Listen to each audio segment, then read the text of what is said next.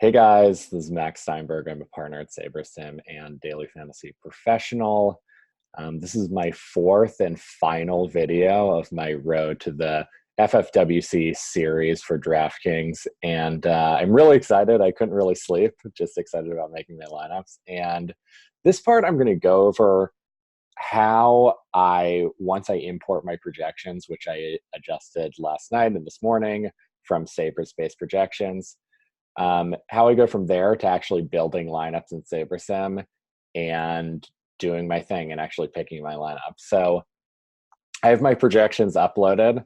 I'm going to put them in to Saber like so. And it looks like everything worked. Going to exit this out, and I have my projections. Yay! So you can see some players I adjusted, some players I didn't adjust. And I'm just basically focused on some specific players that I really like. And these are actually not going to be my final projections. This is more of a run through where I'm going to make a build, see who I'm getting, and then take a look back and make sure that everything looks right. But I'll just go over a few players that I'm taking a stand on. One is Tyreek Hill. So this game is a snow game, supposedly. Kansas City has a heated field, and I want to keep an eye on this game because if this game is not as much of a snow game as people think, the Chiefs offense is the best passing offense in the NFL. I think Tyreek Hill has been underrated this season, given just playing through injuries and so on and so forth. I think he could be an incredible play and one that could maybe win me this tournament. Who knows? So that being said, I'm going to keep an eye on the weather. And so these are not going to be my final runs until I have a better idea of this. But for now, I'm going to keep them at this pretty high projection, which is much higher than you'll see elsewhere, and go with that and maybe lower Mahomes later as well. Another person that I'm taking a stand on, let's just take a look here, is I think Chris Carson. SaberSim's pretty low on him. I'm staying low on him. I don't really like him. I think people are kind of overrating game script here, and I think it's possible the game script will not be in his favor. In terms of tight end, I actually feel like I am taking a stand as Kurtz. SaberSim's taking a real stand, but he's someone that I'm really going to be happy to get if I in fact get him. Let's see here. Kenyon Drake. I like Drake a lot. He's a very good pass catcher. Obviously, there's Chase Edmonds and David Johnson. David Johnson doesn't seem like he's going to be on the team for that much longer. I'm not worried about him. I'm a little bit worried about Chase Edmonds taking target share. But the thing is we are playing a GPP, so I'm not really worried. His downside games might be really bad, like i.e. Chase Edmonds just plays a lot, but his upside games are really, really good. And I think Arizona can win this game. Looking at this further, let's see if I can find a couple more guys. Patrick Laird, he's someone I talked about in earlier videos. I like him a lot. I also think he's going to be popular. In fact, I might boost this ownership a little bit more because I'm hearing a lot of buzz about him. Danny Amendola, I feel like this is a stand. He might get into my lineup. That's 14 projected points at 4,100. Obviously, I didn't adjust him from SaberSim projection, but I think this is going to be a lot higher than other people are. Tyler Higbee, I talked about. I'm hearing a lot about him. I think he might be high owned.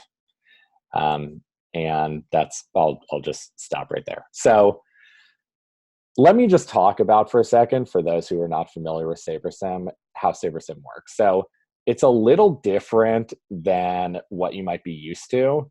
And, if you use a lineup optimizer that you might find elsewhere, it works a lot differently. And one of the things that works differently is you basically can do something where you use what we call stacking rules, and also other things like grouping groups of players together.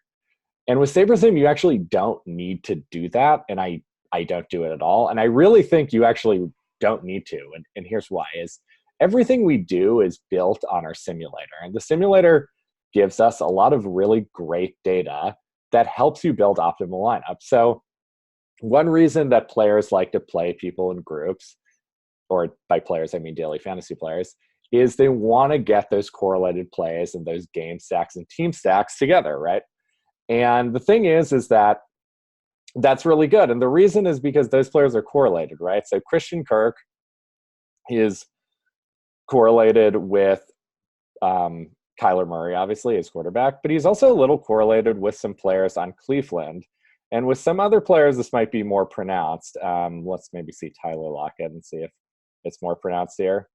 Let's see here. Yeah, Carolina. So, well, about 2%. But, those little correlations can add up. And for different players, it might be different. Sometimes it's stronger. But in general, people like to group players together in the same game so they can get game stacks, right? And make sure that they're not playing reverse correlated plays, like maybe, two wide receivers on the same team can be reverse correlated. Running backs on opposing teams can be reverse correlated. Let's see if I can find one over here. I bet maybe Derrick Henry is a great example of this. We'll see if we have him as actually reverse correlated to Leonard Fournette, who is a pass catcher. But let's see here. Where are you? Oh, no, Houston. I'm sorry. So he should be reverse correlated with someone like Carlos Hyde, and he is, right? Running backs on the same team or on opposing teams are reverse correlated. And Carlos Hyde, especially, who's not a pass catcher, is not going to play as much if Houston gets down. So you want to avoid having players like this, right? So we have all this data. And so instead of having you build groups or use stacking rules, we make it so you actually don't have to do that, right? So what we do is we say, okay, set your settings for what you want. I'm going to say min salary 4,900. I'm going to make sure I leave 100 on the table. I think that's a good rule. And then I'm just going to use our slider settings. So smart diversity, it's a really cool slider that I talked about in other videos. Takes into account upside while diversifying your lineups. Going to set correlation to about moderate. Smart diversity and correlation are kind of do some of the same thing. So if smart diversity is high, you don't need to account for correlation as much because we use our actual sim data and take basically a few sims from every game and look at how that affects projections. Again, I talk about this in the other video. I'm not going to really talk about it much here, but the smart diversity and correlation are really the two keys to our lineup builder. And then ownership fade. This is something that I think is a great tool. And I think you also need to know yourself when using it. And for me, I'm kind of a contrarian person. I like the contrarian plays, and I'm kind of, when I know a play is going to be popular, I sort of just think, God, I don't want to use them. I have resistance to using them. So I usually keep ownership fade at low. But if you're the type of person who likes playing the popular plays, I would raise that a little more and keep yourself in check. So I'm going to start building my lineup pool. It's going to take not very long.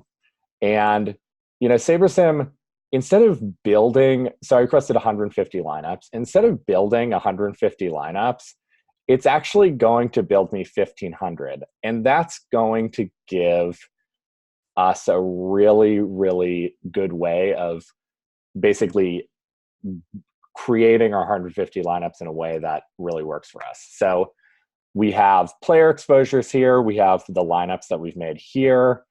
And we have, stack types and game stacks, right? So game stacks, we're going to see, like, obviously, Cleveland.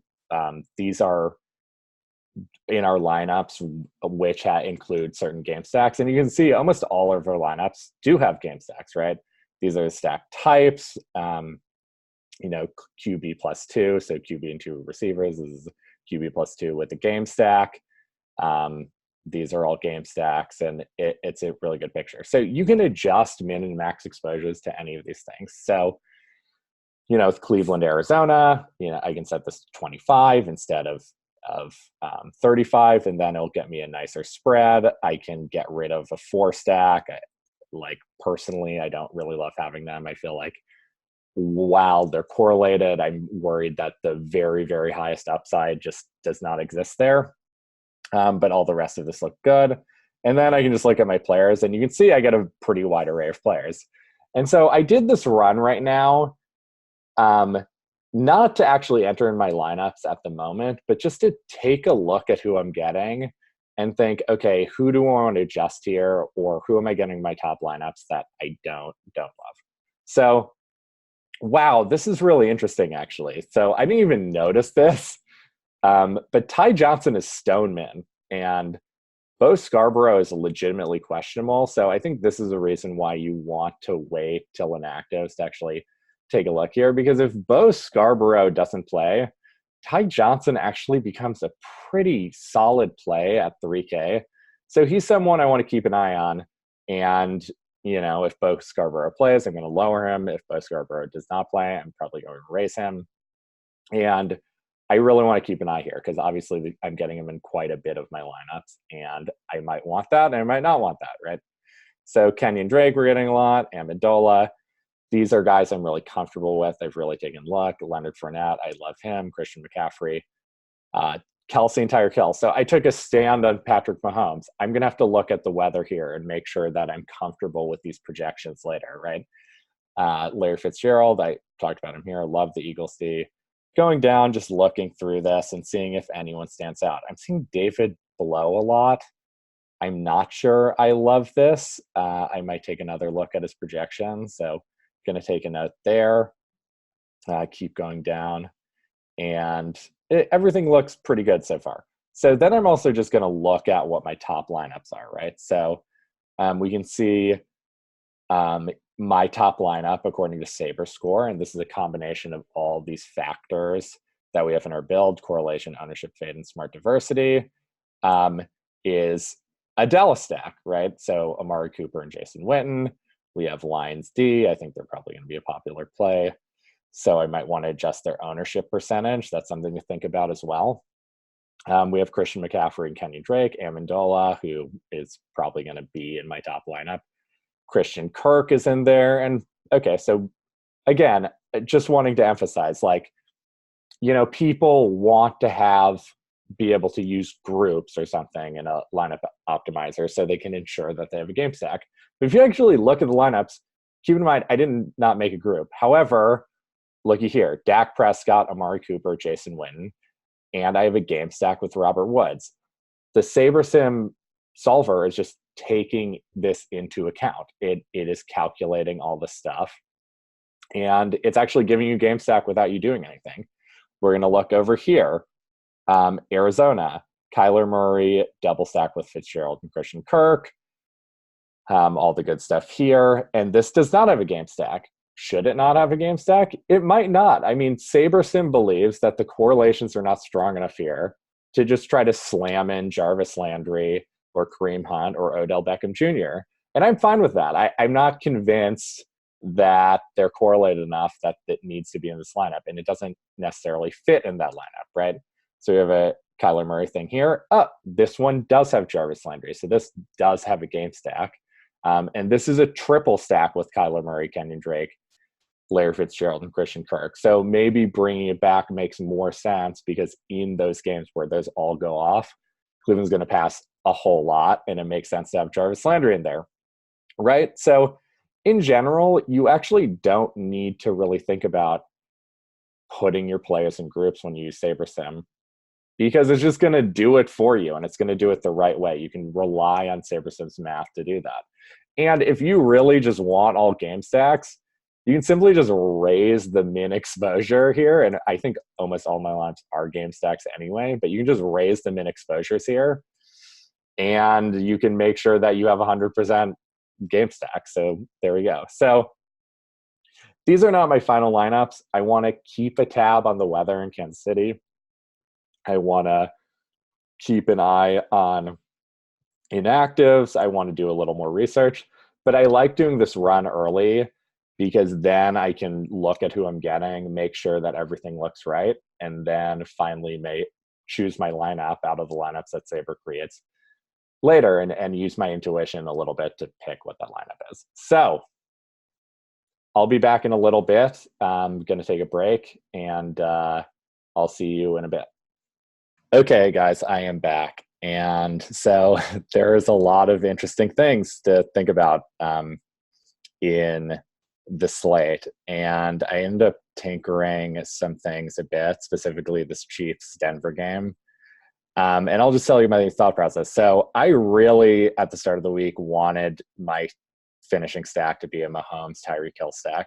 I really, really like both of them. But this weather has gotten pretty bad. And usually I'm the type of person who just you know, takes a little caution when it comes to thinking about, okay, is this weather really going to affect the game? But looking at the snow on the ground, I think it will, and maybe I'll regret this decision.